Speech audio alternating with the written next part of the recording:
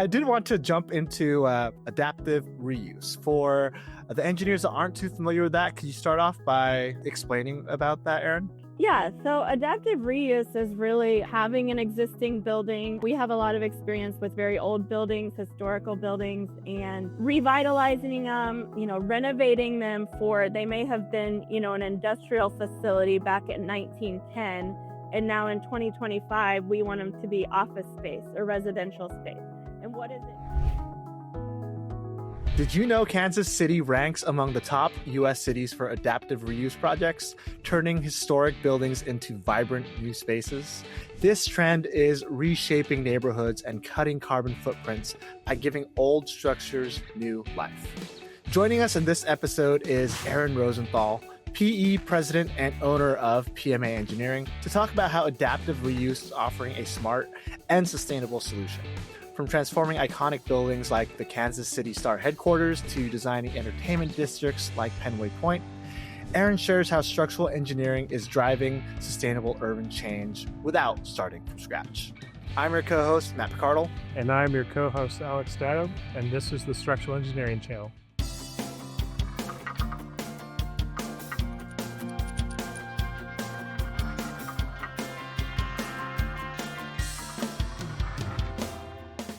All right. Well, Erin, can you start by sharing a bit about yourself and what inspired your journey from intern to president and owner of PMA Engineering?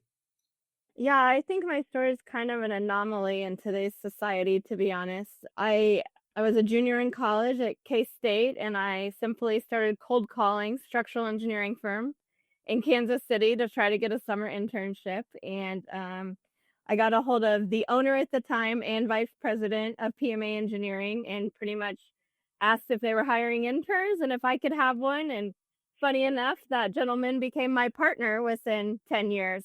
So full circle for me. I interned for 2 summers. Funny enough, it's a company lunch table because they did not have a desk for me.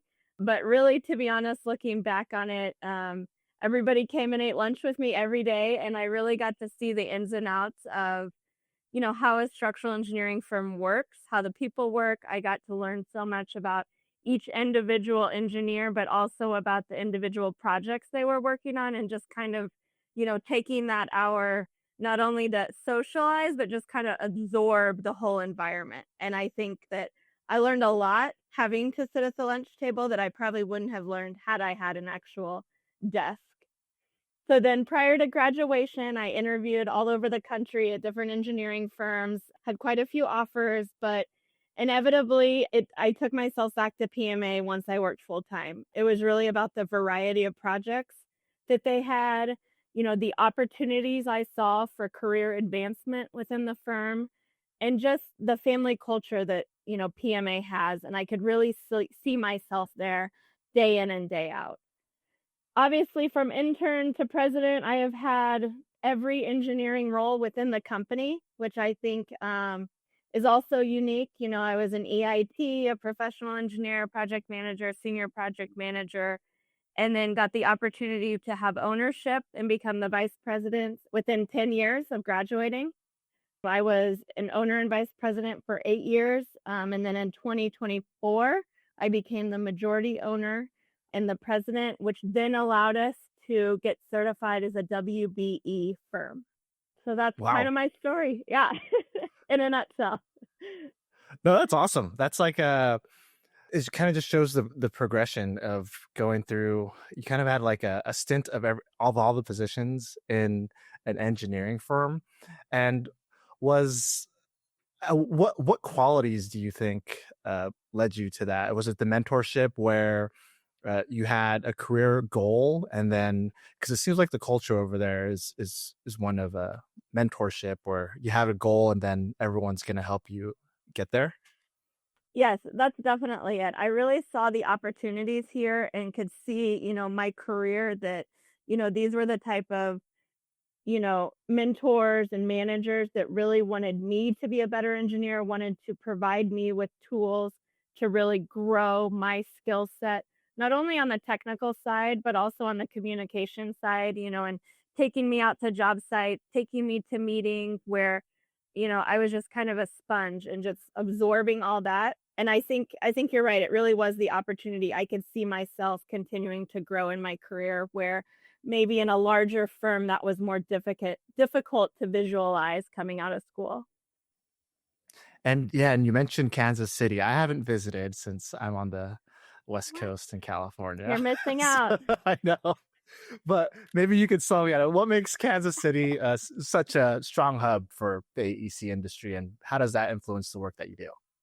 Yeah, I mean, Kansas City really is a powerhouse for the AEC industry worldwide. We have, I believe the statistic is over 1,200 engineering, architecture, and construction firms that are in Kansas City. We're number one for sports architecture in the world, as well as infrastructure worldwide. So we've got a tremendous amount of very large AEC firms that are headquartered here, and it really brings an international focus to Kansas City, us right in the middle of the US, but we really touch, all over the world. And I think because of that, it really brings a lot of opportunity and innovation to Kansas City. I talked about the opportunities I had at PMA, and I think that's true for the whole AEC industry in Kansas City. You know, we're really strong because we're very diverse. We don't just do sports architecture. We don't just do infrastructure. We do those, but we do everything in between too. So that allows us to be agile, with the way the economy and the world markets are going within our industry in Kansas City. I think what's also unique about it is even though we're, worldwide and we do all these amazing projects everywhere, we're a very close knit community in Kansas City. So we've got organizations like KC Global Design, which was formed by leaders in AEC firms to kind of have this networking community where we can share ideas, collaborate on projects and that type of stuff. And although we're quite large, we have all of these smaller breakout networking. One that comes to mind is Society of Women Engineers chapter. The Kansas City chapter, I'm very involved with personally, and we go into middle schools and high schools and educate young women about opportunities in engineering. And I think they can see it firsthand when these firms that they're driving by on their way home from school are designing the next, World Cup stadium in Dubai or something like that, and they can really relate to it. So I just think our community, similar to Kansas City itself, is that we are a close-knit community and we're truly here to help one another and see each other succeed. And I do think that's unique compared to other cities with, the AEC industries within them. Yeah, it's nice when the whole community comes together. Yeah. Very nice when the whole community comes together and pulls together like that to kind of broaden the whole industry and expand everybody's horizons. Does PMA engineering do something like that internally? What is the PMA's approach to mentoring and early career engineers, and what key skills or mindsets do you emphasize to set them up for success? Yeah, I mean, me as an example, for instance, intern to president, I think, lead by example is a big part of it. PMA, we're nearly 50 years old, and throughout our 50-year history, we have always identified the value of interns and the value of bringing on new graduates. It's just important to get these people in the door and get them, I mentioned being a sponge when I was an intern and, you know, grabbing more tools for my toolbox. Our emphasis is really on getting these younger engineers in here and throwing everything at them. So we want them to be able to touch every type of project, something very small to something very large. We want them to be able to work in every type of material, from wood to concrete to masonry, and really just exposing them to all the type of variety that we do within PMA, but not just on the technical side and in the office. We're also taking them to meetings, even as an intern, so they can see how these communications occur between a contractor and an architect and a structural engineer, and also just getting out on the job sites and seeing how, here's the drawings we produce, here's the calculations, you've been grinding on. Well, here's the people in the field reading all that and trying to put it all together. And, a line on a paper is a lot different when you see it in real life in 3 dimensions. So just getting that exposure for them is really important for us. And we also, we don't have any sets, I guess, plan for advancement. We tell individuals it's really up to you. We're going to continue to give you opportunities that we think you're ready for and take them on as you feel comfortable. And just, preparing them for bigger and better projects and more management and that type of stuff, I think is really, what we emphasize. We just want to help, kind of like I talked about the Kansas City AEC community. We have the same approach within PMA. We're here to work together as a team. We don't want any engineer on an island. We're working together to solve problems together, whether it's my project or not my project. I'm here to help you so that we can all succeed. Yeah, that's awesome. I know for the younger student engineers, when they want to look for their first engineering position, ideally it would be a firm similar where you get to touch all the pieces and work with different materials, different types of projects. Because I started off similar to that in a firm similar to that. And it gives you that much more confidence where if you're familiar with almost all the materials, different types of projects, you can get into project management fairly easily because you kind of see the bigger picture of things. And then you can just take your career on from there. And that's really cool that you get to kind of like pick your own adventure and your firm goes, all right, how do we get you there? I mean, how do I support you? just, How do I help yeah. you? Yeah. Yeah, I like that pick your own adventure style too, especially early on in your career, because you come out of school, I went to school to be a structural engineer, so I want to be a structural engineer, and then you get to that point, and you have no clue where to go from there. So like kind of opening up, letting them get exposed to all the different types of materials, different types of projects that kind of help them think about what they want for their future and have align themselves with whatever goal they've chosen. So maybe help them pick out a specialty. Yeah, and Alex, that's a great point that I didn't mention. Something else we do is we have a mentor for every new hire. So even if you're straight out of school or you've got 30 years experience, we're going to team you up with a mentor that can help with anything. Where's a good place to go get lunch, if they're from out of town, or where do I find this on the server, or, obviously technical questions too. But with newer engineers out of school or interns, we also make sure we try to get them to work with every engineer within the office so that they can help, those soft skills that you don't learn in school very much, to kind of develop those, because every engineer has a different way of going about things. We may all come to the same solution, but there's always multiple solutions to every problem. So we really want, these younger engineers to see that, okay, well, this is how this person does it. This is how this person does it. How are you going to do it? How do you develop your way of engineering? And we think that's very important. Yeah, I think it's really smart because when you first come out, sometimes you're worried about even asking a question. So having that one established, mentor that's there and a safe place to go, and then working them through the rest of the principles so they could see, oh yeah, this person does it this way. They're very particular about this, but over here, this is the issue.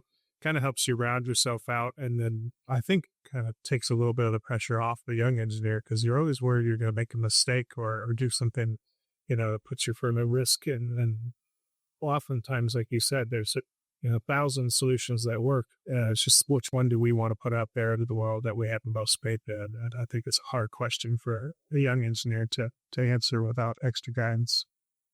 Yeah, and we try to emphasize just when you think you've asked too many questions, ask 20 more, because you can never ask too many questions. And, the great thing about structural engineering and what we do at PMA is that, I've been here nearly 20 years. I'm still asking questions. I'm still learning.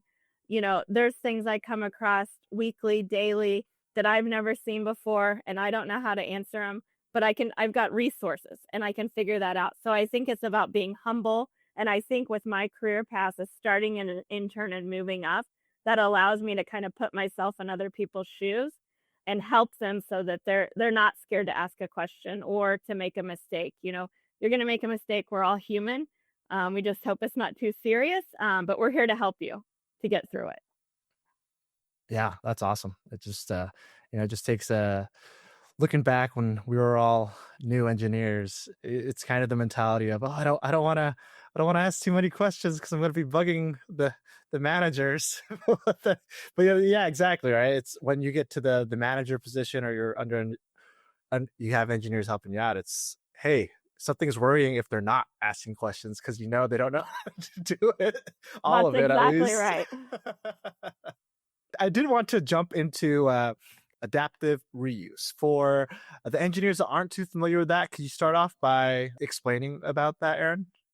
Yeah, so adaptive reuse is really having an existing building. We have a lot of experience with very old buildings, historical buildings, and revitalizing them, renovating them they may have been, an industrial facility back in 1910. And now in 2025, we want them to be office space or residential space. And what does it take to get into these existing structures and bring them obviously up to current code? But also, bring them up to the standards and the programming that these certain developers are wanting for these buildings. And I know that's become popular in Kansas City. What do you see the future of that in structural engineering and sustainable urban development? Yeah, I mean, Kansas City is a great example. We're an interesting city in the fact that we've got two rivers that flow through us and we straddle two states. So there's lots of different unique neighborhoods within our city. We've got West Bottoms, the East Bottoms, the Plaza, Crossroads District. I could go on forever, but these neighborhoods all have their stories, right? They've been around hundreds of years. They still are true to these stories, but they also have to adapt, because they still need to remain relevant. And you want people to still be living there and thriving there. So that's where these neighborhoods now, over the last 20 years, Kansas City has put a big push on this urban, reinvestment as opposed to pushing everything out to the suburbs. I mean, we still have suburbs, sure, but really putting the time and effort into these neighborhoods. These structures have, they've gone through the test of time, wars, recessions, that type of stuff, and they're still standing. And the bones are good. They may not be nice and shiny, what people expect for a brand new facility, but they've also got a lot of character that you're not getting in new construction. And so what we're seeing is, developers are investing in these. They're seeing, their locations are well located within the city. And they're just seeing what the market wants. So is it going to be residential? Is it going to be office space? Or is it going to be both? And I think what's important about it is, to your point, like carbon footprint is a really, really big thing. And so by not demolishing these beautiful structures, we're keeping them. We're reducing that carbon footprint. Many of these structures have a lot of natural light, a lot of natural ventilation. Again, great for that carbon footprint. And just understanding that, yes, it's going to take time and money to get it up to current standards and that type of stuff, but you really are able to just showcase these structures. You kind of just touched on something I'm really curious about, and it goes into the engineering side of things. But when you get to an adaptive reuse project, particularly a older, historically significant building, what are some of the biggest engineering challenges that you face and you see commonly? How much time do you have? I think the biggest challenge is really the unknown, like you would expect. Many of these buildings have been renovated in the past, so they're covered in sheetrock and God knows what else. And it's really about, peeling off the layers and getting to the original bones of it. And then you kind of figure out what you're working with. You have to understand, back to kind of being humble as an engineer, which isn't always easy for engineers to do, but you have to go into it understanding you're probably not going to have all the answers to start with. And you're going to have to collaborate with the developer, the owner, the contractor, and the architect to really understand, okay, what are requirements? What are we working with? And how can we pull off this vision? And so it is a lot of, here's the problem. Okay, here's 3 solutions on how to solve it. As opposed to new construction, you kind of just go down the path. And then you had to evaluate those 3 solutions with everyone in mind to make sure it may be really great structurally, but maybe it doesn't work for the architect, or maybe it doesn't work for the NEP engineer for some reason or another. So there's a lot more collaboration with these type of structures because you just encounter stuff that you've never seen before. Something else that's humbling is you can't just go to a code book or a textbook. Most of what we're finding in these buildings we never learned about in school. There's not a terracotta tile structural manual, like there's a concrete manual, that type of stuff. So you're really, I mean, what it boils down to be honest, is statics and mechanics of materials. So once you know that, then you can find solutions for it. But yeah, it's a lot of brainstorming, a lot of collaboration, a lot of testing. We'll scan concrete, we'll take coupon, we'll, put anchors in things and pull test them. I'm sure you're familiar with that, Alex, at Simpson. Just So a little yeah, bit. it's really about using all your resources, which I think is really fun. And internally, we're very good at PMA at saying, okay, here's the problem we have. Here is my solution. What do you guys think? What other solutions are out there? And I think that's what's great about structural engineering and these historical structures, that you really do get to do real engineering every day and problem solve. Yeah, and it's that work that it may not be, what do you call it, building something new and shiny, but preserving the past, making it into something usable. That's a big engineering problem in and of itself. I mean, I personally worked on new and some seismic retrofits, at least something similar to that, Oh yeah, where certainly. those, like a retrofit, it's not just, a new building, just design it. It's what are everyone's requirements for the project and what's best for the team, the contractor, the owner, and you got to work around with what's there. And sometimes you don't know what's there. So Exactly right. yeah. So it's, they're very interesting. And I imagine owners too, in terms of maybe they might think it's just, oh yeah, we're just going to change the occupancy. We're not going to add any new loads. Wait a minute, but what about all the plumbing? Because I remember some developers asking about changing maybe an office tower into a residential. Like, you're not really adding loads, but just the rerouting and how things were laid out before. It's not just remove some walls. It's the internal plumbing of the structure, and so things like that. Yeah, it's definitely a big, interesting engineering problem to do that. Mm-hmm. But I know you've worked on some major adaptive reuse projects, like the Kansas City Star Building, the Penway Point, and Thomas Corrigan Building. What made these projects particularly unique from a structural engineering perspective, and how did you and your team overcome it?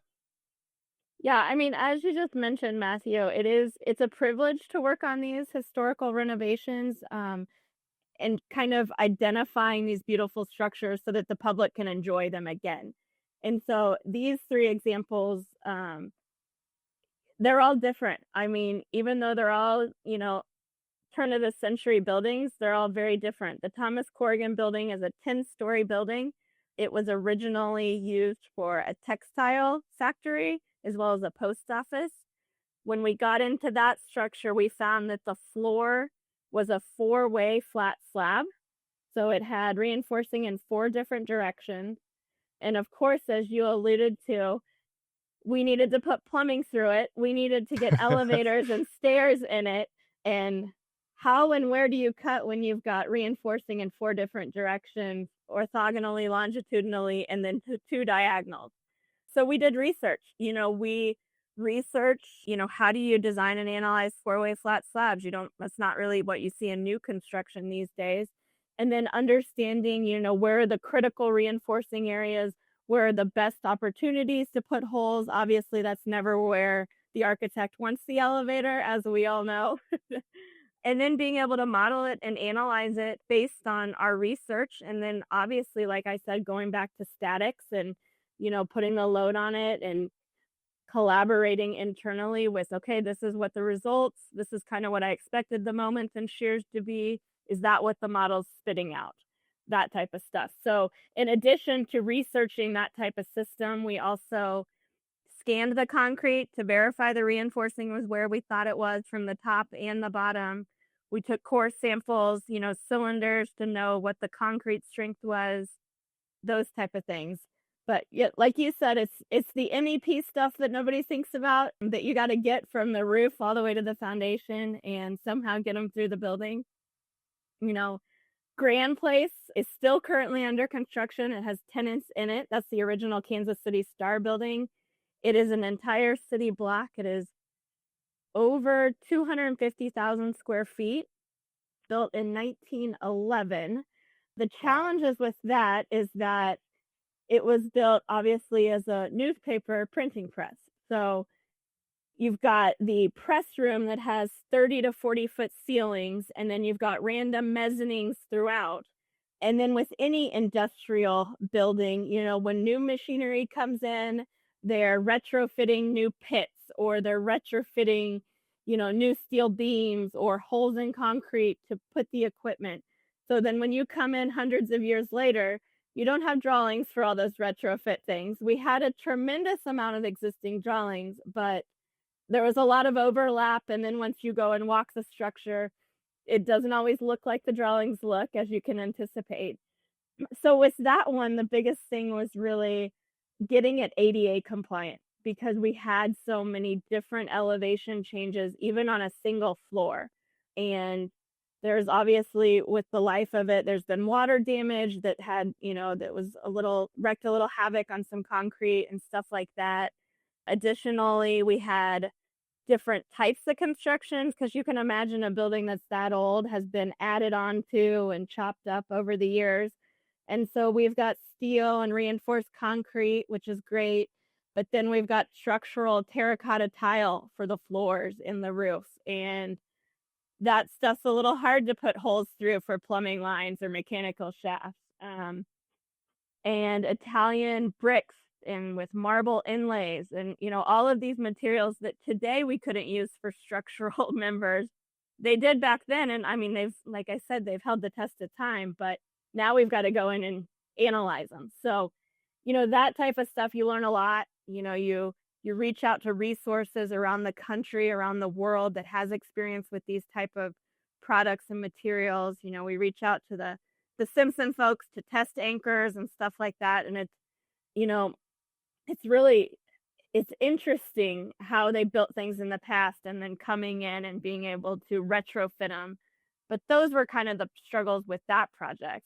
And then I think the third one you mentioned was Penway Point. And that one is unique that it's not one building, it's 5 different buildings, and it's in an old industrial park. And so we've got 5 different buildings. I think the oldest one is from 1908. The challenges with them, Matthew, what you mentioned about risk categories. So with those being industrial buildings, they were all risk category 3. Well, now they need to be risk category 1 because it's becoming an entertainment venue. So as we know, the loads just amplified on every single one of those buildings, and trying to explain to the owner and developer that, yes, these have held the test of time and they're hundreds of years old and they've had, you know, building materials stored in them. Well, now when you bring the people in, our live load just quadrupled. And, you know, the wind load, well, how does the wind load get more? Well, our risk category changed. So our wind, you know, seismic, all that type of stuff. In addition, on that project, which was unique, the developer also had some projects around the neighboring states where he did demolish some old buildings. And so we had wood from like 100-year-old church in St. Joe, Missouri, as well as steel bar joist and beams from an old retail building in Lawrence, Kansas. And we brought those on site to utilize for reinforcing and renovation work. So that added a whole nother level of, you know, ingenuity and stuff to that for the structural aspect of it. Yeah, that's, I think the Kansas City Star building, that just had me, what you were saying about, yeah, it's 100+ year old building, and then you come in, you have all these existing drawings, and then you got retrofits upon retrofits, and nothing's matching up. So it's like, wait, what am I looking at? I think that could be a huge challenge in terms of so many drawings. Yeah, there's got to be so much work for these 100+ year old buildings where, yeah, it's just a challenge to even see what they did and what materials that they used. It's like, Yeah, and how what do you we've come up with that? utilized, I mean, we use drones, we use laser scanning to get into these buildings to figure out what are the existing conditions right now and comparing to the existing drawings and then going from there. One thing about the Kansas City Star building I just thought about, there's an original elevator shaft in there that, as you can imagine, is out of plumb. It's out of plumb by over 2 inches from the base to the top. Yet we need to put a new elevator in it. And you know how easy it is to work with elevator suppliers. They don't have inches to spare on their specifications. So we've spent a lot of man hours, taking elevations and measuring existing conditions of that shaft to try to figure out what size of new elevator can we fit in there and still work with this shaft that is out of plumb by 2 inches. Because the easy answer would be to tear it down and just build a new concrete shaft, but that's not how adaptive reuse works. Yeah, that'd be too easy. Yeah. Yeah, I like the wandering elevator shaft. It's, oh, if we could just get one that can do a serpentine route, would be just fun. Yeah. The problem with the as-builts is that it almost gives you too much confidence going into, if you're working on an existing building, you'll make all these plans based on an as-built, and then you finally get to the point where you can demo things. You can throw away 30-40% of the work you just did because all but just changed. Exactly. And it's really hard to deal with owners with that type of a project because every project I work on, at least, which are almost all existing buildings, everybody is trying to get an idea of what it's going to be the cost to change this building over to its new use, and does that pencil? But there's a million question marks involved, so we always try to explain to people this is a range that we think we can land in, and as we get more information, the range should tighten, and it'll probably never be one specific number, but that will get closer and closer to the real answer as more things are discovered. But I don't think you really get out of it on an existing building until everything's open, and you start fully coordinating that. It's just a long struggle with adaptive reuse, and you got to be willing to play that kind of a game and work in that way if you're going to get into that type of work, because it can be a little tedious to redo things over and over and over. Yeah, you do things over and over, and I think it's important. We've been lucky enough on all 3 of those projects that we had very educated developers and owners that understood, what these projects are going to take, and that there is going to be some instances where we take 1 step forward and 2 steps back, and that budget is ever morphing, and same with the schedule, which is hard. That's really hard to sell to an owner, but like I said, we've been lucky that they understood that. That's what they had contingencies in there for, and it's just part of the process with adaptive reuse, really. And I'm kind of curious and it kind of goes a little bit deeper into the weeds on things, but what's the best procurement method in your eyes for approaching an adaptive reuse project? I know there's a big push in the industry to go design build, but I still see a lot of people doing design bid build, and there's a multitude of other options. So curious what goes best out of Kansas City. Yeah, with our luck is having the contractor on board immediately, and not going out for bid, just because there are so many unknowns. And like I said earlier, we utilize the contractor too. When we're opening up walls and, tearing off, whatever finished materials are. I mean, PMA, one of our things is, I want to know how the contractor thinks he can solve this problem first, the most efficient way, cost effective, labor, schedule. And then let's see if we can pull that off, because I can design it 3 different ways, but if you already know a way that you think is the most efficient way, then why don't we start with that way? And then let me find a reason why we can't do it that way. So yeah, we've had the best luck of not doing design bid and having the contractor on board during demolition, just so they're intimate with that building just like we are, and there's no surprises. More so for the owner, when it comes to the schedule and the budget, we need someone that understands what it's going to take to pull this off.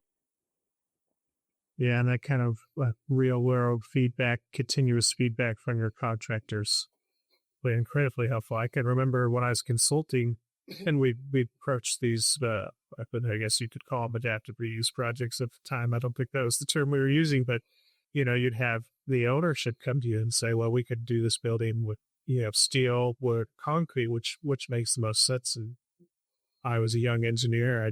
I imagine wood's the cheapest. I don't know.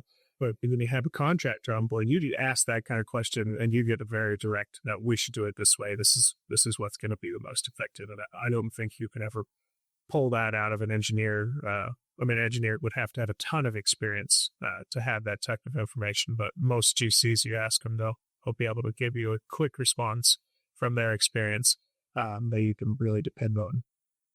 Yeah, I think that's a great point, and Alex, and we get that question all the time. How much do you think? And I'm like, the market is so volatile that, a few years ago, a 2x4 was more expensive than a wide flange beam, so I don't want to stick my neck out there because, to your point, I am not an expert in that type of thing. So even though I might think it's wood or steel or concrete, I'd prefer to leave that to the professionals who are actually purchasing the materials, constructing the materials, that type of stuff, because I think you're going to get a more accurate answer. I agree entirely, and I think once you get into retrofits and change use, adaptive reuse, I think what's there affects the cost more than anything. And if it's a concrete slab, do we want to use FRP reinforcement, or are we going to re-support it with steel? And that the locality and availability of materials comes into play. And I think that's what the GCs they track all that type of thing because it really hits their bottom line. So they'll have that type of information to be able to help. Because that kind of goes back to what you said earlier. If somebody says, hey, we have an existing building, we're going to punch holes through it. And you're an engineer, you go, I have 15 solutions in my head already on how we can do that, but I don't know which one makes the most sense for this building. Yep, exactly. I've certainly appreciated all the information you've given us. And I like that last little bit of advice, but that brings me to my last question. What final advice can you give to structural engineers who want to grow their careers and lead in areas like adaptive reuse and sustainable urban development?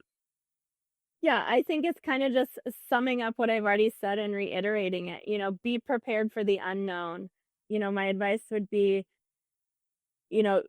don't first go to the easy solution. I gave the example with the elevator shaft. Well, the easy solution structurally would be to tear it down and build it out of concrete or steel, but that doesn't showcase and honor the legacy of that building by doing it that way. So I think it's important for structural engineers to step back and really listen to the building, understand, and honor the structure and work with it as opposed to just taking an easy way out. I think, like we talked about, it's important to understand there's not one solution to everything you're going to encounter on one of these.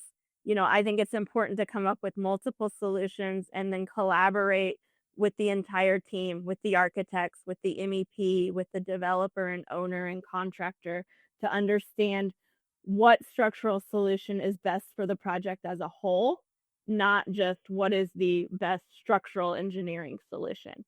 And I think, that as structural engineers, sometimes we get a bad rap for being know-it-alls and not being humble. I think with these type of projects, they are humbling because you're going to encounter things that you don't see every day, that aren't in a textbook, like I said, or in a code book. And you're really going to have to go back to the basics and problem solve and really challenge yourself to find solutions.